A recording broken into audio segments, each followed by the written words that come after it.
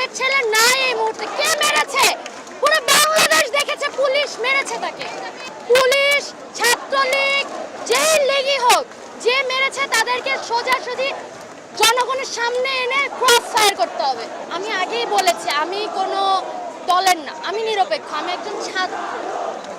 একজন ছাত্র।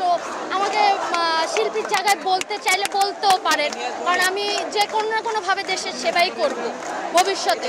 তো আমি আসলে ওই বিষয়টা যাব না। আমি চাবো আমার যে ভাই মারা গিয়েছে তার তো পরিবারে বাবা আছে, মা আছে, বাবু তো বুঝে পরিবার হারানোর বেদনা কি। বাবু কি তাদের জায়গাটা বুঝতে পারতেছে যে তাদের ছেলে নাই এই মুহূর্তে? তাদের ছেলে নাই এই মুহূর্তে। কে মেরেছে? পুরো বাংলাদেশ দেখেছে, পুলিশ মেরেছে তাকে। সেই ভিডিওটা কোথাও নেই, কোথাও নেই। কেন নেই? কেন নেই? আমি আগেই বলেছি আমি নিরপেক্ষ। আমি আসলে মৃত্যুর প্রতিবাদ জানাচ্ছি। আমি চাই আমার ভাইয়ের রক্ত বৃথা যেতে দেব না।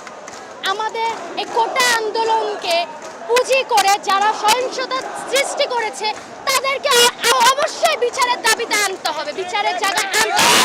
যদি সেটা বিএনপি হয়, যদি সেটা আওয়ামী লীগ হয়, ছাত্রলীগ হয়, যদি সেটা জামাত হয়, শিবির হয়, তাহলে অবশ্যই তাদেরকে আনতে হবে। যাদেরকে ধরে নিয়ে গিয়েছে, নিরীহ মানুষ অনেকেই আছে যাদেরকে ধরে নিয়ে গিয়েছে, তাদেরকে মুক্তি দিতে হবে। তাদের বিচার হবে। সেটা পুলিশ হলে ডিরেক্ট ক্রস ফায়ার করতে হবে তাকে। পুলিশ, ছাত্রলীগ, যেই লীগই হোক, যে মেরেছে তাদেরকে সোজাসুজি জনগণের সামনে এনে ক্রস ফায়ার করতে হবে। আমি একটু বলতে পারি অবশ্যই বিচার। আমরা তো বিচার চাই।